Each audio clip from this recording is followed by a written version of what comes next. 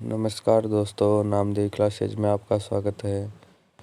लोक देवियाँ हमारा टॉपिक चल रहा था, तो आज हम आगे इसको बढ़ाते हैं। कल मैंने इनके लोक देवता और लोक देवियों के महत्वपूर्ण प्रश्न हैं वो अपलोड किए थे, तो आज पहले इन टॉपिकों को कंप्लीट कर लेते हैं। उसके बाद में और भी इसके आगे जो प्रश्न हैं वो मैं आपको बता दूंगा। कौन कौन से वो प्रश्न हैं इम्पोर्टेंट, वो कंप्लीट कर लेंगे हम। ठीक है, चलिए शुरू करते हैं। शीतला माता, हमारी लोक देवी शीतला माता। चलिए शुरू करते हैं इनके बारे में। शीतला माता राजस्थान की एक प्रमुख लोक देवी है। पहली बात, शीतला माता है वो राजस्थान की क्या है? एक प्रमुख लोक देवी है। राजस्थान के अतिरिक्त अन्य राज्यों में भी इनकी पूजा की जाती है। सिर्फ राजस्थान ही नहीं, इनकी दूसरे राज्यों में भी पूजा की जाती है शीतला माता की।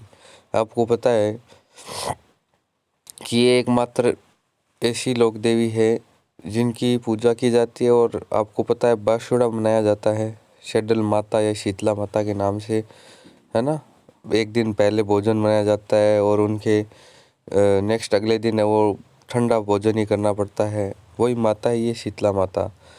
जयपुर जिले की चाकसू तहसील में स्थित सील की डूंगरी गांव में इनका प्रमुख मंदिर स्थित है। अब मंदिर का ध्यान रखना कहाँ पर है, परीक्षा में सीधा प्रश्न पूछते हैं शीतला माता का मंदिर कहाँ स्थित है, तो जयपुर के अंदर है। जयपुर की चाकसू तहसील और सील डूंगरी, वहाँ पर सील डूंगरी गांव में इनका प्रमुख मंदिर है। ठीक है, आगे चले।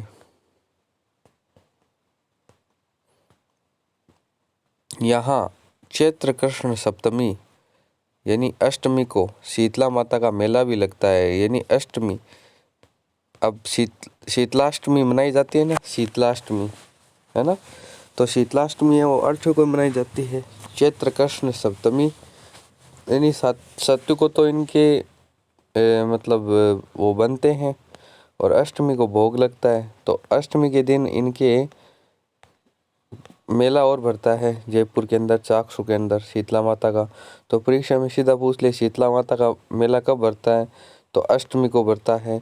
ठीक है, और कहाँ भरता है? जयपुर चाकसू में भरता है। ठीक है, जयपुर चाकसू में भरता है। पहाड़ी पर स्थित इस मंदिर का निर्माण जयपुर के शासक माधो सिंह ने करवाया। किसने करवाया? माधो सिंह ने करवाया। तो परीक्षा में प्रश्न पूछे कि भाई शीतला माता के मंदिर का निर्माण किसने करवाया, तो उनका नाम है माधो सिंह। ठीक है, जयपुर के शासक माधो सिंह ने करवाया था। दूर दूर से ग्रामीण रंगीन कपड़ों में सजे अपनी सुसज्जित बैलगाड़ियों से मेले में आते हैं। मतलब दूर दूर गांवों से लोग है वो बैलगाड़ियां लेकर के आते हैं और सजी धजी बैलगाड़ियां होती है और उनसे लेके आते हैं, इसलिए इसे बैलगाड़ी मेले के नाम से भी जाना जाता है। तो बैलगाड़ी का मेला कहाँ बढ़ता है? जयपुर चाकसू में। और किसके उपलक्ष्य में बढ़ता है? शीतला माता के उपलक्ष्य में। तो शीतला माता मंदिर है ना, वहीं पर पड़ता है। माता के पुजारी कुम्हार जाति का ही होता है। माता के पुजारी कौन होते हैं? कुम्हार जाति के होते हैं। कुम्हार जाति के जो लोग हैं ना, वो माता के क्या होते हैं? माता के सेवक होते हैं, भक्त होते हैं। जो पुजारी होते हैं वो कौन होते हैं? माता के, वो कुमार जाति के होते हैं। इस अवसर पर पशु मेले का आयोजन भी किया जाता है। देखो, राजस्थान के जितने भी मेले हैं उसमें पशु शामिल हैं। पशु के बिना राजस्थान के मेले फीके हैं, चाहे वो कोई सा भी हो। चाहे वो मरु महोत्सव हो, ऊँट का, वहाँ पर ऊँट है वो बहुत संख्या में वहाँ पर मतलब बिकते हैं, लोग लाते हैं। मतलब पुराने जो होते हैं वो नई नई चीज़ें बना के लेके आते हैं। ऊँटों की कलाएं वहाँ पर होती है, उस कलाएं। उसी प्रकार यहाँ पर बैलगाड़ियाँ आती है, सजी धजी बैलगाड़ियाँ होती है, वो बिकती है ना। तो इस प्रकार से ये आयोजित होता है ये मेला। तो आगे चले। शीतला माता को मातृ रक्षिका देवी के रूप में पूजा जाता है। मातृ रक्षिका देवी मतलब मातृ रक्षिका एक माता का पुत्र या पुत्री होती है, तो उसके जो विभिन्न प्रकार के जो रोग होते हैं, चेचक वगैरह है ना, चेचक की देवी या बहुत सारे रोग होते हैं छोटे बच्चे के, तो उनका निवारक जो करती है ना, वो शीतला माता ही करती है। एकमात्र देवी है जिनकी खंडित मूर्ति की पूजा की जाती है। मूर्ति खंडित है, टूटी फूटी मूर्ति है, उनकी पूजा होती है। चैत्र कृष्ण सप्तमी और अष्टमी को शीतला सप्तमी या शीतलाष्टमी का पर्व मनाया जाता है। 2 दिनों तक रहता है। सप्तमी को भोजन बनता है और अष्टमी को भोग लगता है माता को। अष्टमी को भोग लगता है, तो शीतलाष्टमी मनाई जाती है पूरे भारत में। इस दिन माता को बासी भोजन का भोग लगता है। तो परीक्षा में प्रश्न पूछ ले कि बासी भोजन का भोग किसको लगता है ना, बासी भोजन का भोग किसको लगता है, तो सीधा सा है शीतला माता। ठीक है, शीतला माता। तो इस दिन माता को बासी भोजन का भोग लगाकर स्वयं भी वही भोजन ग्रहण किया जाता है, और स्वयं भी पूरे दिन है वही भोजन, उस दिन गर्म चीज कुछ भी नहीं खाते हैं, स्वयं भी ठंडी चीजें ही खाते हैं। ठीक है। स्कंद पुराण में शीतला देवी का वाहन गर्दभ बताया गया है। क्या बताया गया है? गर्दभ। स्कंद पुराण में माता का जो वाहन है वो गर्दभ बताया गया है। ये हाथों में कलश, सूप, मार्जन, झाड़ू तथा नीम के पत्ते धारण करती है।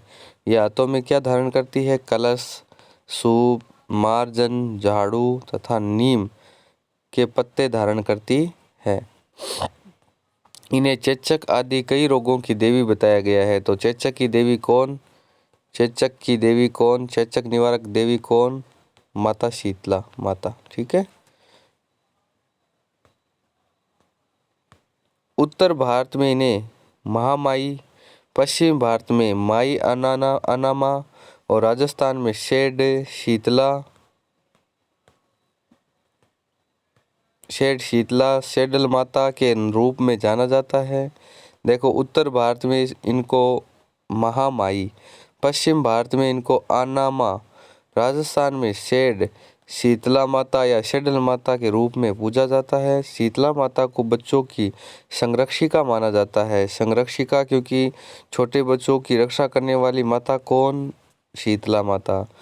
ऐसी मान्यता है कि चेचक का प्रकोप माता की रुष्टता के कारण ही होता है। चेचक, अगर किसी के चेचक का रोग होता है तो इसमें आप समझ लेना कि माता आपसे क्या है? रुष्ट है, नाराज है, क्रोधित है। उनको भोग लगाओ और वो चेचक की बीमारी वो दूर हो जाएगी। तो यही बात थी माता शीतला की।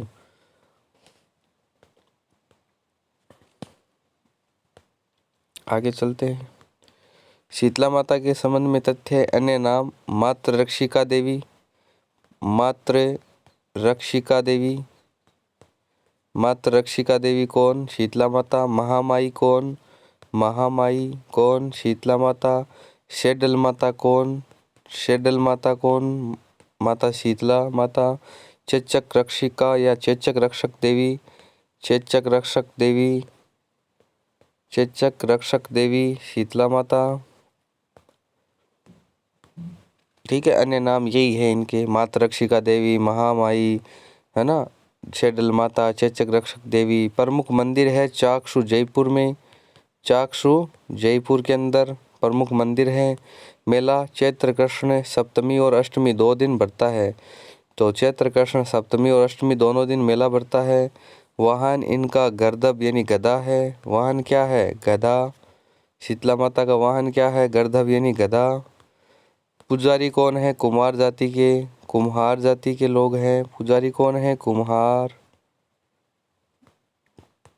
और मूर्ति, एकमात्र खंडित मूर्ति किसकी है? शीतला माता की है खंडित मूर्ति, है ना। एकमात्र खंडित मूर्ति किसकी? शीतला माता की। तो शीतला माता हमारे कंप्लीट हुए। तो चलिए नेक्स्ट देवी खेला देवी।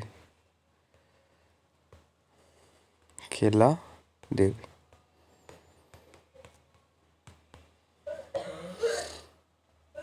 प्रमुख मंदिर करौली में, कैसे केला देवी, कैसे करौली। ठीक है, ध्यान रखना मंदिर कहाँ है।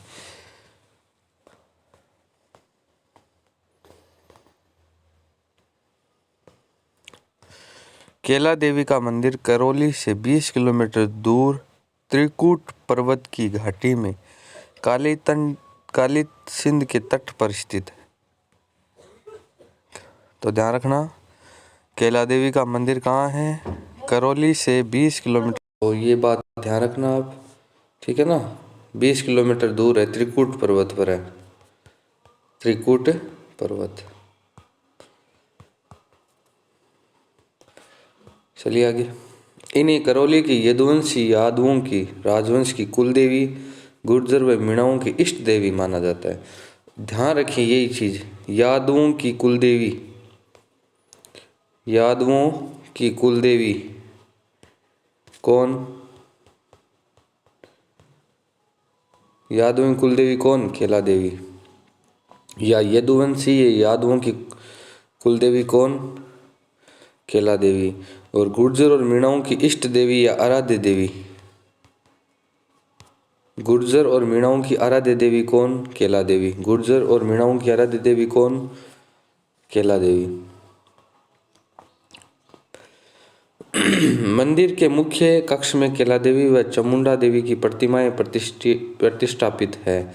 जैसे मंदिर के अंदर प्रवेश करेंगे तो मंदिर के अंदर जो प्रतिमा बनी हुई है वो दो प्रतिमाएं हैं, एक केला देवी जो चामुंडा देवी की प्रतिमा है, केला देवी की चामुंडा देवी की प्रतिमा बनी हुई है। परिसर में एक हनुमान मंदिर भी बना हुआ है, इसी परिसर में एक हनुमान जी का मंदिर भी बना हुआ है, जिसे स्थानीय भाषा में लंगूरिया कहा जाता है। क्या कहा जाता है, लंगूरिया, लंगूरिया। ठीक है। केला देवी के इस मंदिर के सामने बोहरा भक्त की छतरी भी बनी हुई है। एक सामने बोहरा भक्त की क्या बनी हुई है, छतरी भी बनी हुई है। बोहरा भक्त की क्या बनी हुई है, छतरी। तो ये चीज़ें ध्यान रखने योग्य है। पहली बात ये कि केला देवी के मंदिर के अंदर जो प्रवेश करते ही वहाँ पर जो मूर्ति है ना, चामुंडा देवी की प्रतिमा बनी हुई है। परिसर के अंदर एक हनुमान मंदिर है जिसको क्या कहते हैं, लांगूरिया कहा जाता है। केला देवी के मंदिर में सामने एक छतरी बनी हुई है जो बोरा भक्त की छतरी बनी हुई है। देवी की आराधना में, हाँ एक और है ना, केला देवी इस मंदिर के सामने क्या बनी हुई है, बोरा भक्त की छतरी बनी हुई है। देवी की आराधना में भक्त बस प्रसिद्ध लंगूरिया गीत गाते हैं। ठीक है, केला देवी के भक्त क्या गाते हैं, लंगूरिया गीत। तो अब परीक्षा में प्रश्न आ जाए कि भाई लंगूरिया गीत है वो कौन से लोग देवी की भक्त गाते हैं, तो वो कौन से भक्त हैं, वो केला देवी के भक्त हैं। या लंगूरिया गीत किस देवी के लिए गाए जाते हैं, तो केला देवी के लिए गाए जाते हैं। केला देवी, लंगूरिया गीत, ये इनसे संबंध रखती हैं। जोगणिया नृत्य करते हैं, जोगणिया नृत्य है वो करते हैं, हाथ में वो डमरू वगैरह लेकर के। यहाँ प्रतिवर्ष चैत्र मास की शुक्ल अष्टमी को मेला लगता है। शुक्ल अष्ट, शीतला माता को तो कृष्ण अष्टमी को, और यहाँ पर शुक्ल अष्टमी को क्या बढ़ता है, माता का मेला बढ़ता है, जिसमें हजारों लाखों भक्त देवी के दर्शन करने के लिए आते हैं। और इस अवसर पर यहाँ पशुओं का भी मेला लगता है। ये तो सभी जगह है, पशु तो सभी जगह आते हैं, तो पशुओं के बिना तो मैं बोल ही रहा हूँ ना, मेला अधूरा है। तो पशु मेला भी है ये, और बड़ी संख्या में लोग आते हैं। तो इनमें हमें मोस्ट बातें क्या लगी बताओ। मोस्ट बातें देखो यहाँ पर रही, ये रही कि पहले तो केला देवी की प्रतिमा पूछेंगे कि चामुंडा देवी की प्रतिमा है। दूसरा, उनके परिसर में एक हनुमान मंदिर है जिसको क्या कहते हैं, लांगूरिया कहते हैं। तीसरी बात ये है कि मंदिर के सामने एक बोरा भक्त की छतरी है। तो परीक्षा में प्रश्न आ जाएगी बोरा भक्त की छतरी कहाँ पर है, किस जगह पर है, तो केला देवी के मंदिर के सामने है। और इसकी आराधना में, भक्ति की आराधना में लोग लंगूरिया गीत गाते हैं, प्रसिद्ध लंगूरिया गीत गाते हैं, तो ये केला देवी के गाते हैं। और जोगणिया नृत्य भी करते हैं, हाथ में डमरू वाद्य यंत्र लेकर के। और प्रतिवर्ष शुक्ल अष्टमी को यहाँ पर मेला बढ़ता है, हजारों लोग यहाँ पर आते हैं। यही बातें हैं माता केला देवी की।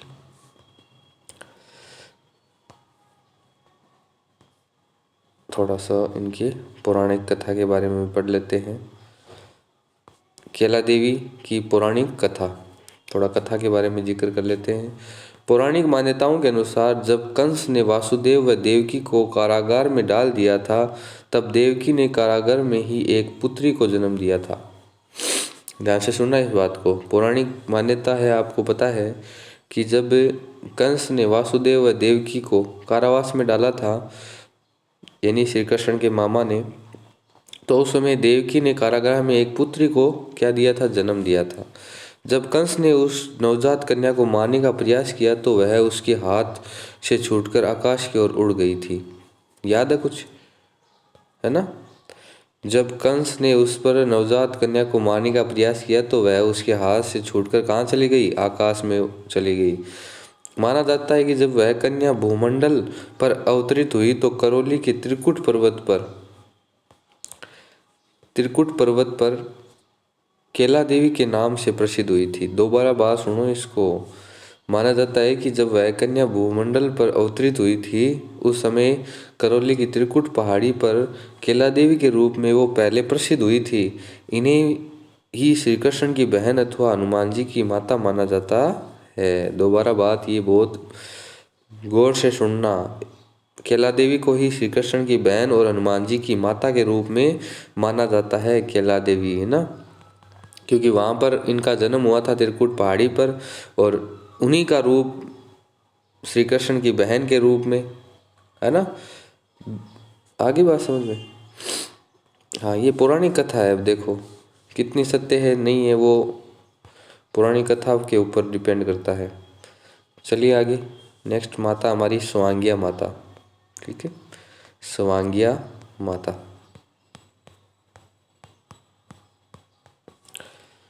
चलते हैं।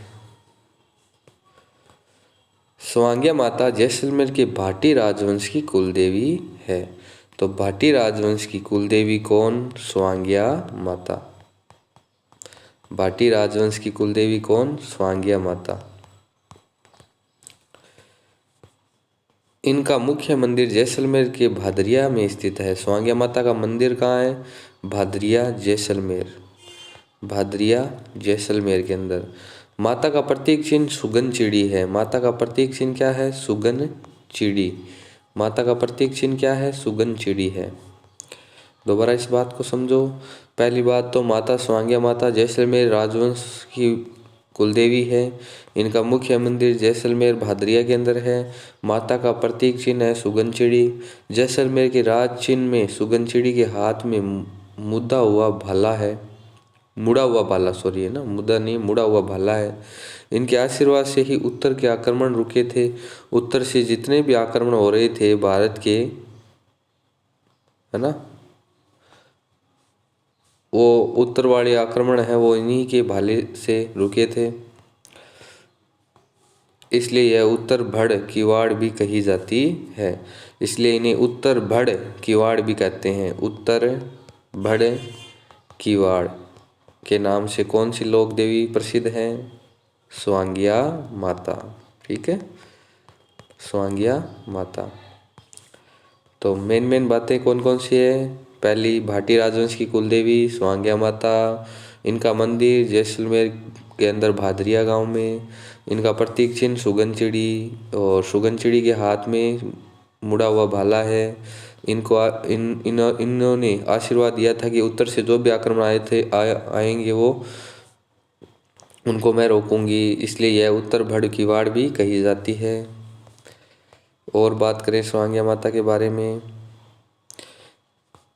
माँ स्वांगिया माता के संबंध में कुछ तथ्य। प्रमुख मंदिर भादरिया जैसलमेर। भादरिया जैसलमेर के अंदर इनका क्या है? मुख्य मंदिर है। और आगे बात करें, प्रतीक चिन्ह सुगन चिड़ी। सुगन चिड़ी, सुगन चिड़ी इनका प्रतीक है।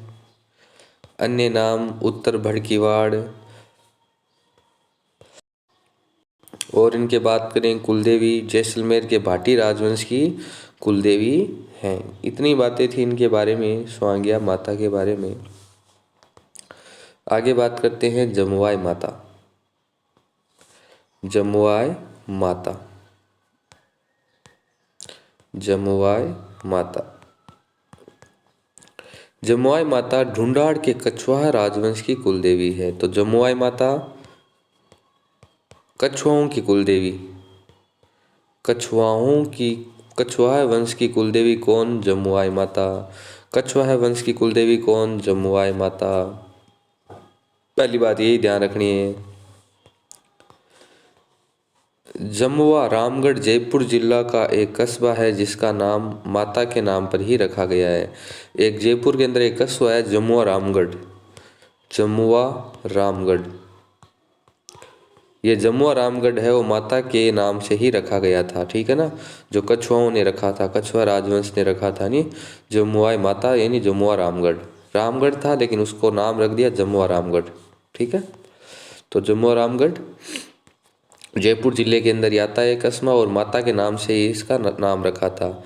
जमुआई माता का मंदिर रामगढ़ बांध से कुछ दूरी पर रामगढ़ की पहाड़ियों की घाटी में स्थित है।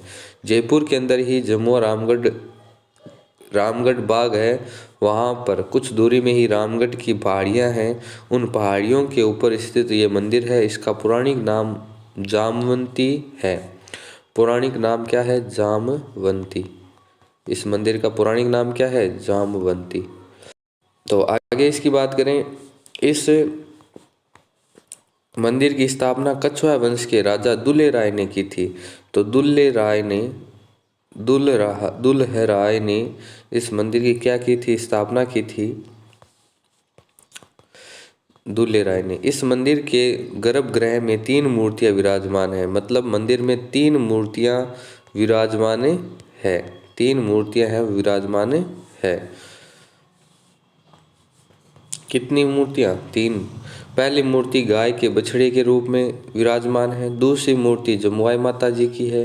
तीसरी मूर्ति बुडवाई माता की है। तो 3 मूर्तियां बराबर में हैं और तीनों मूर्तियां अलग अलग रूप में पूजी जाती है। पहली है वो बछड़े के रूप में है, गाय के बछड़े के रूप में। दूसरी है वो माता के रूप में, जमुआई माता के रूप में, ठीक है। तीसरी है वो बूढ़ वाई माता के रूप में पूजी जाती है। तो अलग अलग रूप में पूजी जाती है। आगे इनके संबंध में कुछ बातें कर लेते हैं। जमुआई माता के संबंध में कुछ तथ्य। प्रमुख मंदिर जमुआ रामगढ़ जयपुर के अंदर, ठीक है, जमुआ रामगढ़। तो जमुआई माता का जो मंदिर मेन विशेष पूछेंगे कहाँ पर है? जयपुर के अंदर, जमुआ रामगढ़ जयपुर के अंदर। स्थापक कौन है? कछुआ वंश के राजा दुल्हे राय, क्योंकि इनकी कुलदेवी है इसलिए कछुआ राजवंश की कुलदेवी दुल्हे राय ने इसको बनाया था। स्थापक यही थे। पौराणिक नाम क्या है? जामवंती है। जामवंती पौराणिक नाम है ये। कुलदेवी ढूंढाड़ के कछुओं की कुलदेवी। ढूंढाड़ यानी आमेर और जयपुर के आसपास का जो क्षेत्र है ना, वहाँ के राजवंश की कुलदेवी है कछुओं की कुलदेवी, ठीक है ना। चलिए आगे। नागणेची माता। नागणेची माता,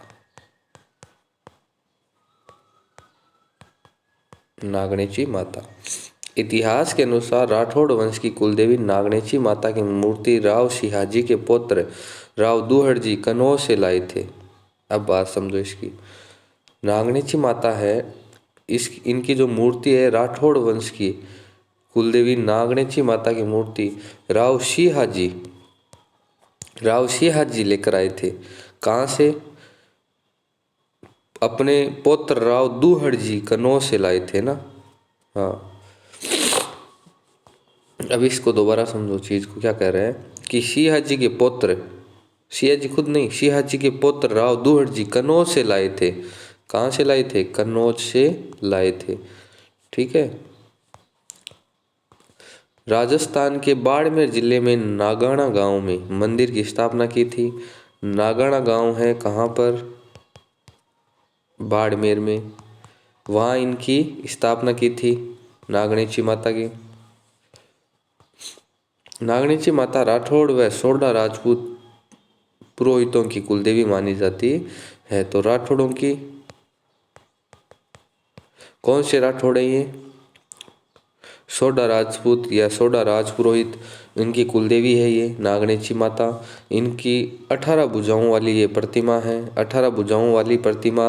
और जोधपुर में राव भिक्का ने स्थापित की थी। जोधपुर में भी स्थापित है ये मूर्ति, जो किसने की थी? राव भिक्का जी ने। तो अब परीक्षा में प्रश्न ये आता है कि 18 भुजाओं की प्रतिमा किसकी है, तो कौन सी लोक देवी की है? वहाँ कन्फ्यूज मत होना, वहाँ नागणेची माता ही करना है, ठीक है, नागणेचिया माता, ठीक है, वहाँ कन्फ्यूज मत हो। 18 भुजाओं वाली प्रतिमा माता की है, नागणेची माता की है। और राव भिक्का ने जोधपुर में भी इनकी प्रतिमा है वो बनवाई थी, ठीक है, ये भी बात ध्यान रखनी है। आगे इनके संबंध में कुछ तथ्य देख लेते हैं। नागणेची माता के संबंध में कुछ तथ्य। प्रमुख मंदिर नागाना गांव बाड़मेर, नागाना गांव बाड़मेर, नागाना गांव बाड़मेर, पहली बात। सेकंड, स्थापना कब हुई? 13वीं सदी में।